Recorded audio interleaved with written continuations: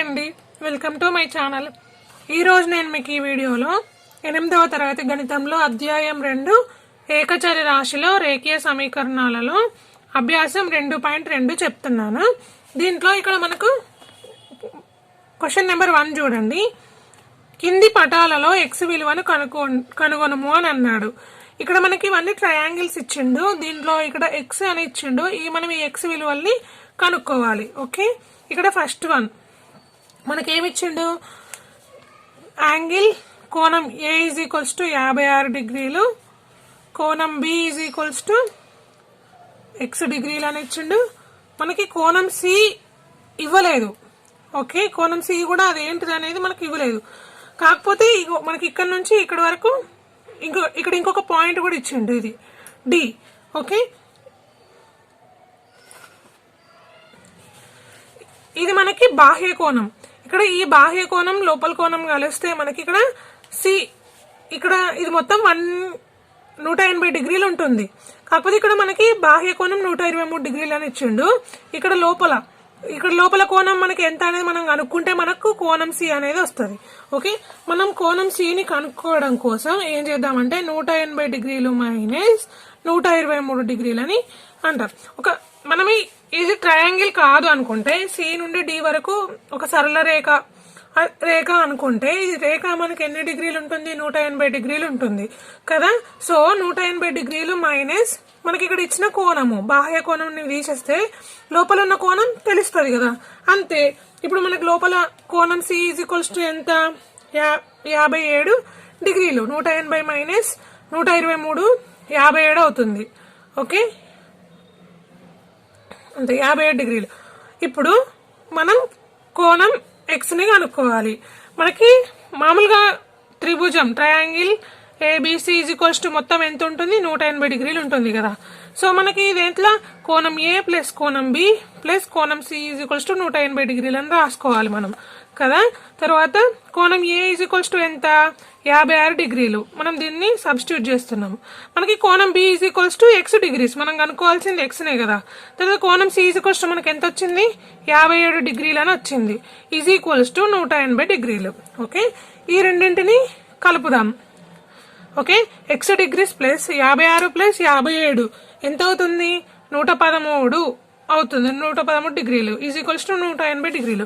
మనకు కావాల్సింది x కాబట్టి మనం x ని ఇక్కడనే పెట్టేసి ఈ 113ని ఇటు సైడ్ తీసుకెళ్దాం. ఇటు సైడ్ ప్లస్ ఉంది కాబట్టి ఇటు సైడ్ తీసుకెళ్తే మైనస్ అవుతుంది. అప్పుడు 180 మైనస్ 113 డిగ్రీలు. ఓకే, 180 మైనస్ 113 అంటే ఎంత, 67. అంతే, మనకు అక్కడ x ని కనుక్కోమన్నాడు. ఓకే, x వాల్యూ వచ్చేసింది కదా, ఇంతే ఆన్సర్. తర్వాత రెండవది, ఇక్కడ ఏమిచ్చిండు, 3 కోణాలు ఇచ్చిండు. మనం ఇక్కడ x ని కనుక్కోవాలి. సేమ్ అంతే, మనకి త్రిభుజం PQR అని ఇచ్చిండు. దీంట్లో కోణం P = 45 డిగ్రీలు, కోణం Q = 3x ప్లస్ 16 డిగ్రీలు, తర్వాత కోణం R = 68 డిగ్రీలు. ఓకే, మనకి x కావాలి. ఇప్పుడు త్రిభుజం మొత్తం ఎంత ఉంటుంది, 180 డిగ్రీలు ఉంటుంది. అంటే మనం దీన్ని ఎట్లా రాస్తాం, angle P plus angle Q plus angle R = 180 degrees అని రాస్తాం. వీటన్నింటినీ సబ్స్టిట్యూట్ చేసుకుందాం. యాంగిల్ P = 45 డిగ్రీలు plus angle Q = 3x plus 16 plus angle R = 68 డిగ్రీలు కదా. ఇప్పుడు 180 డిగ్రీలు, ఇదంతా మనకు 180 డిగ్రీలు ఉండాలి. మనకి ఇక్కడ x విలువ కావాలి కాబట్టి ఫస్ట్ ఏం చేద్దాం, దీన్ని 45 ప్లస్ 16 ప్లస్ 68ని కలుపుదాం. ఓకే, వీటిని కలిపితే మనకి ఎంత వస్తుంది, వీటి మూడింటిని కలిపితే మనకి 129 అని వస్తుంది. ఓకే, = 180 డిగ్రీలు మనం అట్లనే రాసుకోవాలి. మళ్ళీ ఇప్పుడు 3x ని ఇక్కడనే పెట్టేసి ఈ 129ని ఇటు సైడ్ తీసుకుపోదాం. దీనికి ముందు ఇక్కడ ప్లస్ ఉంది కాబట్టి ఇటు సైడ్ తీసుకొస్తే మైనస్ అవుతుంది. Okay, minus 129. అప్పుడు 3x = 180 మైనస్ 129 ఎంత అవుతుంది, 51. ఓకే, మనకి ఇప్పుడు x విలువ కావాలి. కాబట్టి x ని ఇక్కడ పెట్టేసి ఇక్కడ ఇది 3 ఏం చేస్తుంది, ఇక్కడ గుణకారంలో ఉంది కాబట్టి ఇటు సైడ్ వస్తే భాగహారంలోకి మారిపోతుంది. 3 × 3 ఇక్కడ 2 ఉంటుంది. ఇది 21. అప్పుడు ఎంత అవుతుంది? 3 ఏళ్ళు 21 అంటే x = 17. అంతేనా? అర్థమైంది కదా? x = 17. మనం ఒకసారి చెక్ చేసుకుందాం. ఇక్కడ ఇది 45 డిగ్రీలు ప్లస్ ఫస్ట్ మనం ఇది మొత్తం కలుపుదాం. ఇది కోణం Q కదా. 3 × 17 + 16 ఎంత? 3 17 51 + 16 ఎంత అవుతుంది? 67 అవుతుంది. 45 + 67 ప్లస్ కోణం R = 68 డిగ్రీలు. వీటన్నింటినీ కలిపితే ఎంత వస్తుంది మనకి? 180 వస్తుంది. ఎట్లా? 45 67 68 7 8 9 10 15 ప్లస్ 5 20 6 12 13 14 ప్లస్ 4 180 అంతే. ఓకే, వచ్చేసింది కదా. సో x = 17 డిగ్రీలు. మనకి ఎక్స్లనే కనుక్కోమని చెప్పిండు. తర్వాత మూడవది ఏమిచ్చాడు చూడండి. సేమ్ త్రిభుజం ABC = మనకి ఎంత ఉండాలి? 180 డిగ్రీస్. ఇక్కడ కోణం A ప్లస్ కోణం B ప్లస్ కోణం C = 180 డిగ్రీలు ఉండాలి. కోణం A = ఎంత ఇచ్చిండు? 25 డిగ్రీలు. కోణం B = x అన్నాడు. కోణం C = 30 డిగ్రీలు. ఓకే, మనకి కోణం A ఇందులో సబ్స్టిట్యూట్ చేద్దాం. ఓకే, 25 డిగ్రీలు plus B x degrees plus C ఏమో 30 డిగ్రీలు = 180 డిగ్రీలు. వీటి రెండింటినీ కలిపితే ఎంత వస్తుంది?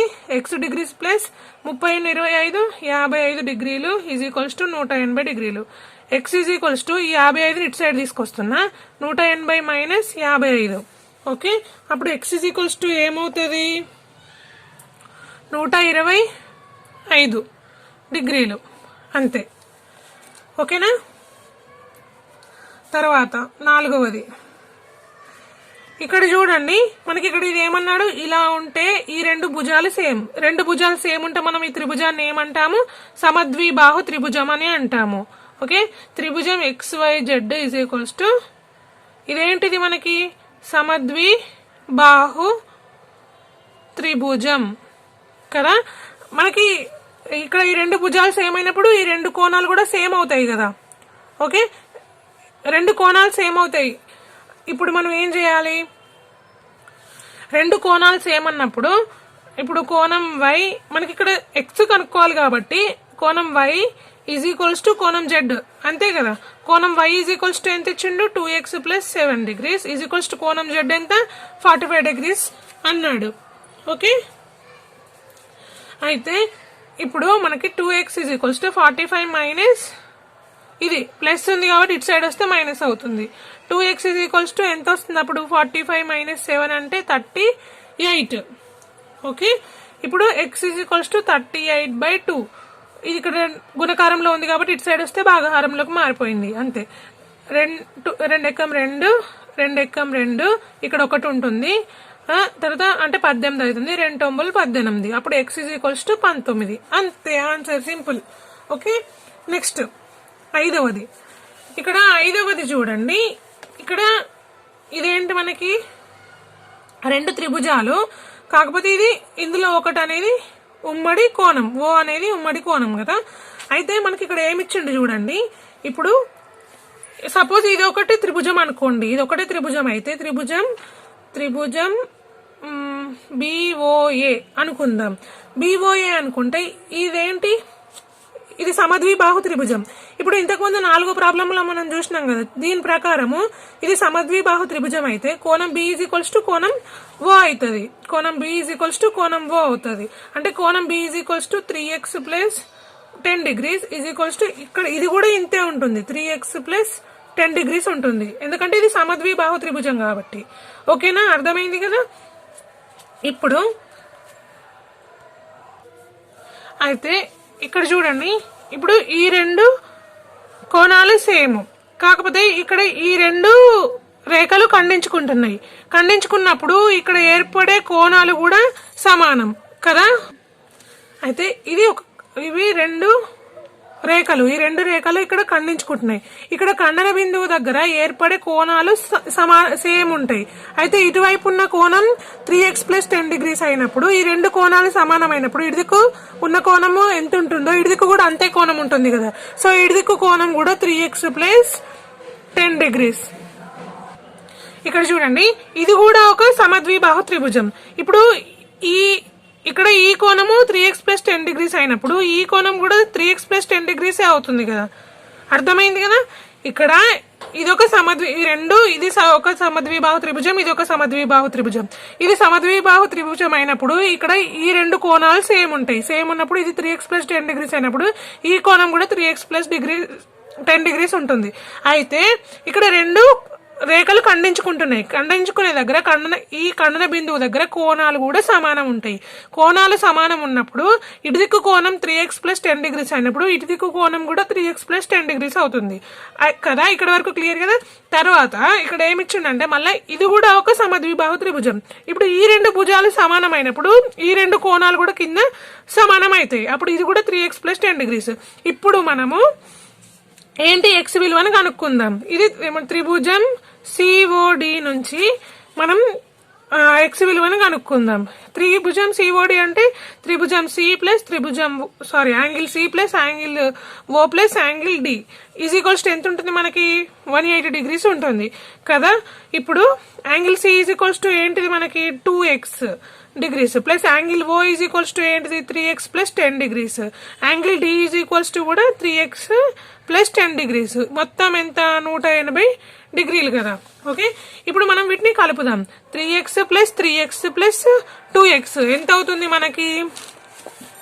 3 3 6 + 2 8x + 10 10 20 180 degrees కదా. ఇప్పుడు 8x మనం దీన్ని ఇటు సైడ్ తీసుకొస్తే ఇక్కడ ప్లస్ ఉంది కాబట్టి ఇటు సైడ్ వస్తే మైనస్ అవుతుంది, -20 degrees. అప్పుడు 8x 160 degrees. ఓకే, మనకి x కావాలి. x కావాలంటే ఈ 8ని ఇటు సైడ్ తీసుకొద్దాం. ఇక్కడ గుణకారంలో ఉంది కాబట్టి ఇటు సైడ్ వస్తే భాగహారంలోకి మారిపోతుంది.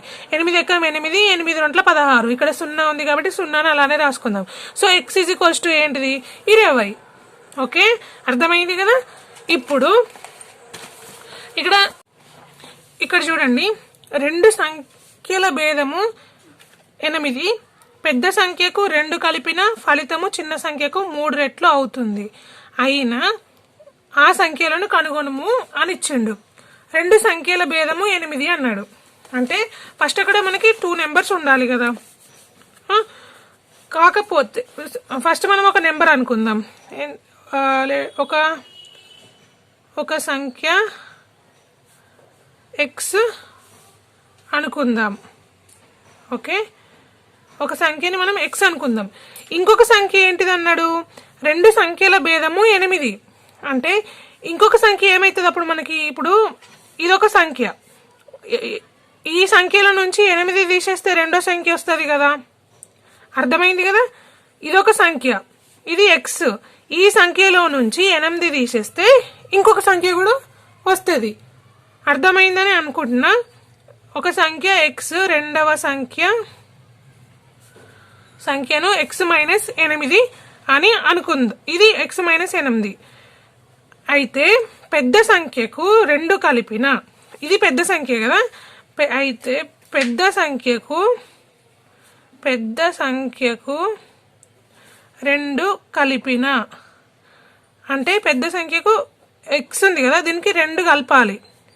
కలిపిన చిన్న సంఖ్య ఫలితము 3 రెట్లు అవుతుంది అన్నాడు. అంటే పెద్ద సంఖ్యకు 2 కలిపితే చిన్న సంఖ్య ఏది? ఇది కదా, x - 8. అంటే దీనికి 3 రెట్లు అవుతుందంట. అంటే 3 తోటి దీన్ని మనం గుణించాలి. 3 times ఎక్కువ అవుతుంది. అంటే 3 తోటి మనం గుణించాలి అంతే. ఇంకొకసారి క్లియర్గా చెప్తున్నాను చూడండి. ఇప్పుడు రెండు సంఖ్యలల్లో ఒక సంఖ్యని మనం x అనుకుందాం.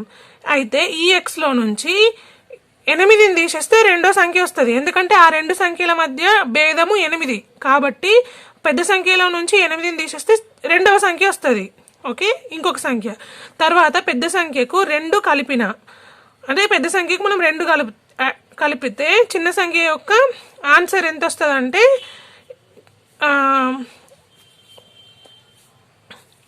చిన్న సంఖ్యకు 3 రెట్లు అవుతుంది అన్నాడు. పెద్ద సంఖ్యకు 2 కలిపితే ఈ 2 ఈక్వల్ అవుతాయని అర్థం అక్కడ, అంతే. ఓకే, పెద్ద సంఖ్యకు 2 కలిపిన చిన్న సంఖ్య యొక్క ఫలితము 3 రెట్లు అవుతుంది. పెద్ద సంఖ్యకు 2 కలిపితే దీని యొక్క ఆన్సర్ 3 టైమ్స్ పెరుగుతుంది అని చెప్పిండు. చిన్న సంఖ్య కంటే 3 టైమ్స్ ఎక్కువ ఉంటుంది అని చెప్పిండు. ఓకే, అయినా ఆ సంఖ్యలను కనుగొనుము అన్నాడు.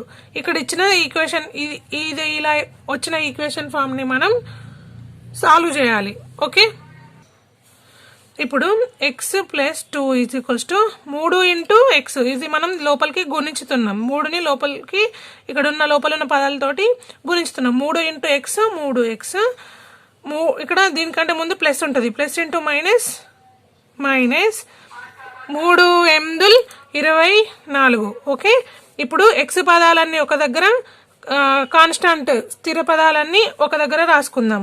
ఇక్కడ 3x ఉంది కదా, 3xని ఇక్కడనే ఉంచుదాము. ఈ -20 లేకపోతే ఈ 3xని ఇటు పట్టుకొద్దాము. ఇక్కడ ప్లస్ ఉంది కాబట్టి ఇటు మైనస్ అవుతుంది.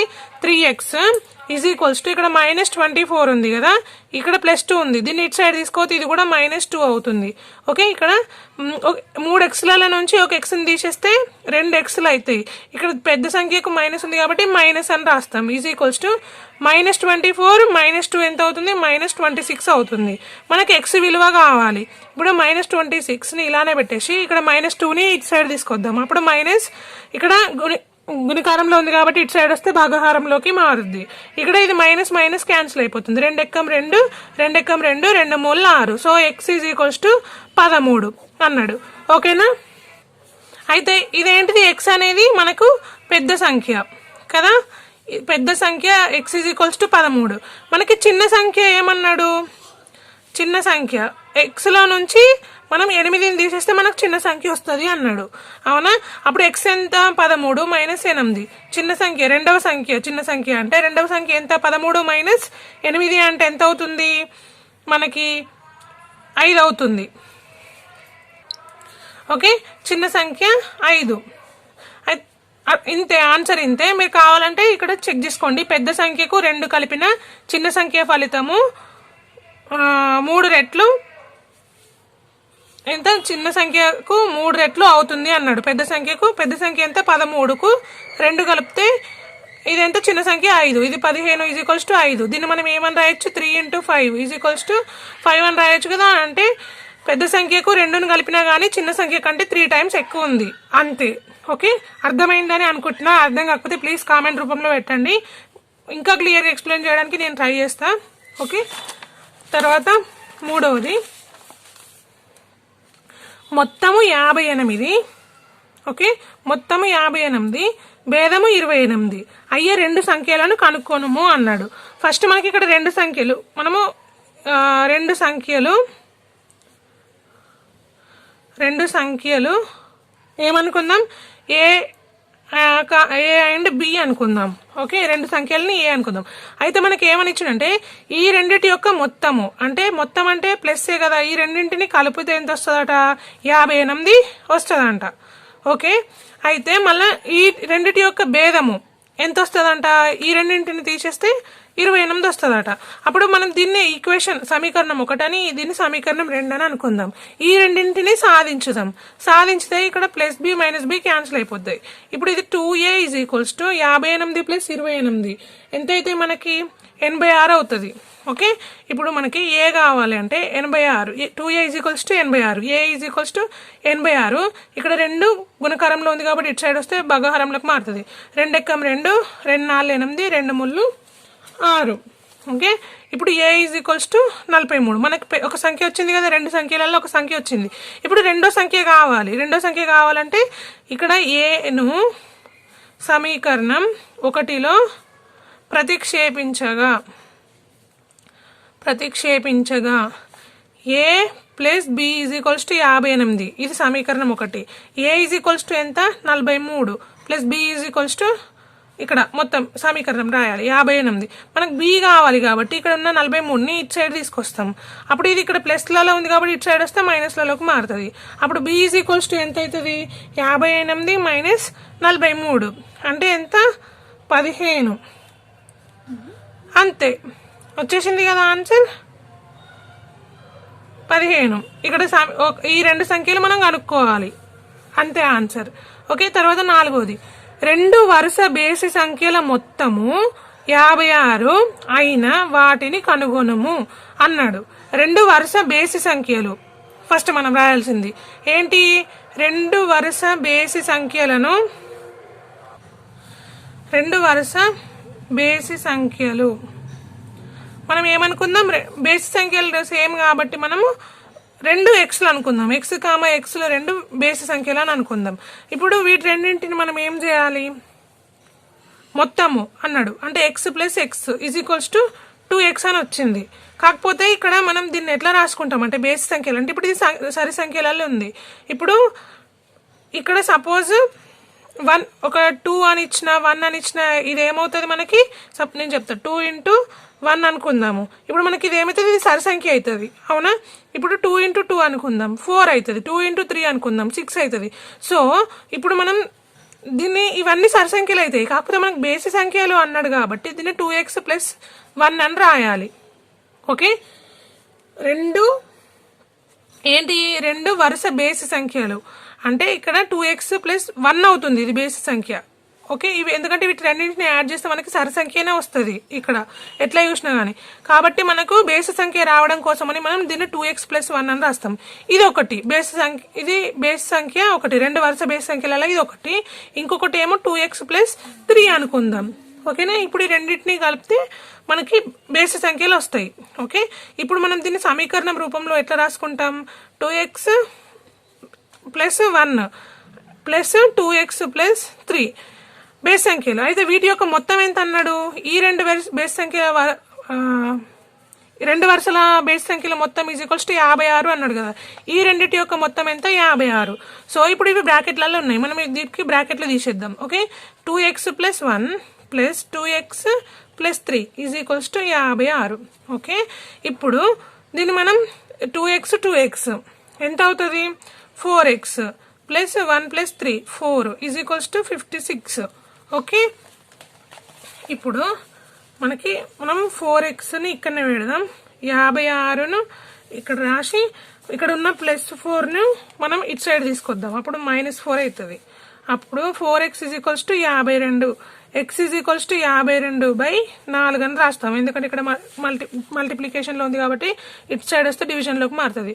4 1 జా 4, 4 1 జా 4, ఇక్కడ ఒకటి ఉంటుంది, 4 ముళ్ళ 12 అంటే x is equals to 13. Okay, ఇది జస్ట్ ఎక్స్ మాత్రమే.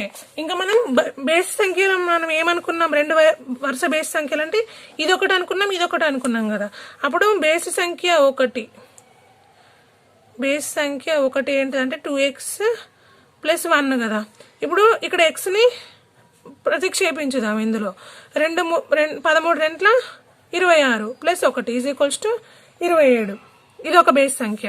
తర్వాత ఇంకొక బేస్ సంఖ్య 2, 2x + 3 2 × 13 + 3 26 + 3 ఈజ్ ఈక్వల్స్ టు ఎంత అవుతుంది? 29 అవుతుంది. సో మనకి ఇక్కడ చూడండి, రెండు వరుస బేస్ సంఖ్యల మొత్తము అన్నాడు అంటే ఇవి రెండు అనుకున్నా కూడా x + x is equals to 56 కదా. ఇప్పుడు రెండింటిని యాడ్ చేస్తే మనకి ఎంత వస్తుంది? 29 + 27 ఈజ్ ఈక్వల్స్ టు 56 అవుతుంది. అర్థమైంది కదా, ఇంతే. తర్వాత 5th ప్రాబ్లం నెంబర్ 5 ఏమిచ్చిండంటే వరుసగా 3 7 యొక్క గుణకాల మొత్తం 7 7 7 అయినా ఆ గుణకాలను కనుగొనము అన్నాడు. గుణకాలు అంటే ఏంటిది? మనకి 7 ఎక్కం 7, 7 రెంట్ల 14, 7 మూళ్ళు 21 ఇట్లా అన్నట్టు. వీటిని మనం గుణకాలు అని అంటాం. ఓకేనా, అయితే వీటిని మనకి ఇక్కడ ఒకటి సూచన ఇచ్చిండు, ఏమైనా వరుసగా 7 గుణకాలని మనం ఇట్లా రాసుకోమని ఇచ్చిండు. ఓకేనా, అర్థమైంది కదా. అంటే x ఈజ్ ఈక్వల్స్ టు 5, ఇది x ఈజ్ ఈక్వల్స్ టు 7 అనుకోవాలి. తర్వాత 14 is equals to X plus 7 అన్నట్టు. Okay, 21 is equals to X plus 14 అన్నట్టు. ఓకేనా, ఇలా అనుకోవాలి వరుసగా 7 గుణకాల మొత్తం. అయితే వీటన్నిటి ఈజ్ ఈక్వల్స్ టు ఎంతనంట, 777 అంట. అయితే ఆ గుణకాలను కనుగొనుము అన్నాడు. ఓకే, ఇప్పుడు మనం దీన్ని ఎలా రాసుకోవాలంటే ఈక్వేషన్ రూపంలో ఫస్ట్ ఎక్స్ రాసుకోవాలి. X plus 7 plus X plus 14, ఈ 3 గుణకాల మొత్తమే కదా 777. ఓకే, అర్థమైంది కదా. ఇప్పుడు మనం దీన్ని సాల్వ్ చేయాలి.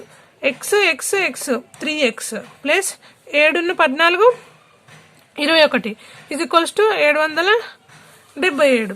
ఓకే, ఇప్పుడు 3xని ఇక్కడనే పెట్టేసి 777 మైనస్ దీని ఇటు సైడ్ తీసుకొస్తే 21 -21 అవుతుంది.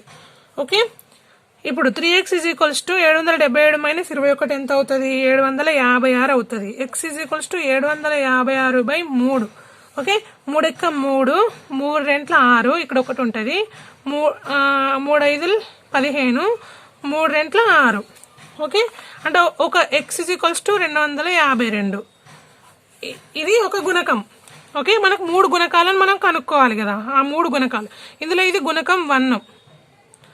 ఇప్పుడు రెండవ గుణకం ఏంటిది, రెండవ గుణకం ఏంటిది, ఎక్స్ ప్లస్ 7 కదా, అంటే ఎక్స్ ఏంటిది 252 ప్లస్ 7 ఈజ్ ఈక్వల్స్ టు ఎంత అవుతుంది, 259 అవుతుంది. మళ్ళీ మూడవ గుణకం is equals to X plus 14, ఎంత 252 ప్లస్ 14 ఈజ్ ఈక్వల్స్ టు ఎంత అవుతుంది, 266 అవుతుంది. ఓకేనా, ఇప్పుడు మనం జస్ట్ చెక్ చేద్దాం. ఇక్కడ అంతే, ఈ 3 గుణకాలు ఇవి. 3 గుణకాల మొత్తము ఎంత అవుతుంది, 252 plus 259 plus 266. Okay, 9 10 11 6 7. Okay, 5 5 10 16 1 7. Okay, 17. ఇక్కడ ఒకటి 7 రాయాలి, ఇక్కడ ఒకటి రాసుకోవాలి. 2 2 4 5 6 1 7. అంతే, వచ్చేసింది కదా ఆన్సర్.